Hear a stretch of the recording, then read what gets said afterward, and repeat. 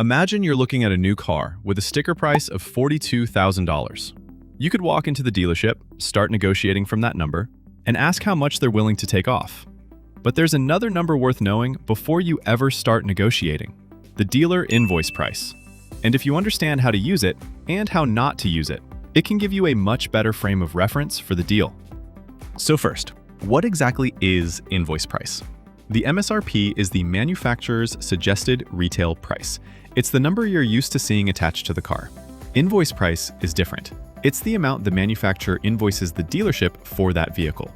So, just as an example, a car with a $42,000 MSRP might have an invoice price closer to $39,500. That gives you two very different reference points.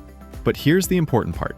Invoice price is not necessarily the dealer's true final cost.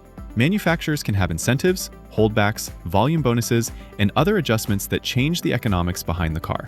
So if the invoice says $39,500, don't assume the dealer has exactly $39,500 invested in it. And don't assume anything above that number is pure profit. That's not how it works. Instead, think of invoice price as a piece of information you can use to understand the pricing range. Before you negotiate, look up the invoice price for the new car you're considering. You can get the invoice price free at invoicepricing.com. Now you've got a much better starting picture. Instead of seeing only this, you now see something more like this. That's a $2,500 spread between the two reference points. And this is where invoice pricing becomes useful. If the dealership offers you the car for $41,700, saying, "We're giving you $300 off sticker," you don't have to evaluate that discount in a vacuum. You know where the offer sits relative to both MSRP and invoice. But invoice price still shouldn't be the only number you use. The market matters too. A vehicle that's sitting on dealer lots with plenty of inventory may have a lot more negotiating room than one that's in short supply and selling as soon as it arrives. That's why your strongest position comes from combining the information by getting quotes from multiple dealerships.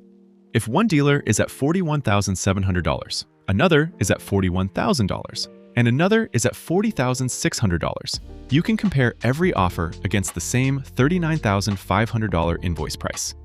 Now you're not just asking whether a dealer gave you a discount. You can see where each offer actually sits between invoice and MSRP, and use competing offers to negotiate from there. Once you've negotiated the vehicle price, there's one final number to check: the out-the-door price. That's where taxes, applicable fees, add-ons, and other charges can affect what you ultimately pay. So make sure the savings you negotiated on the vehicle haven't simply reappeared somewhere else in the deal.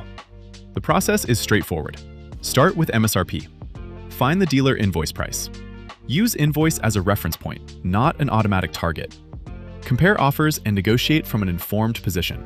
Then check the final out-the-door total before you agree to the deal.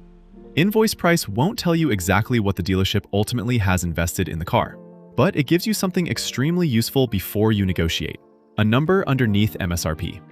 And once you know both numbers, you're no longer negotiating from the sticker price alone. Before you negotiate your next new car, get the invoice price free at invoicepricing.com.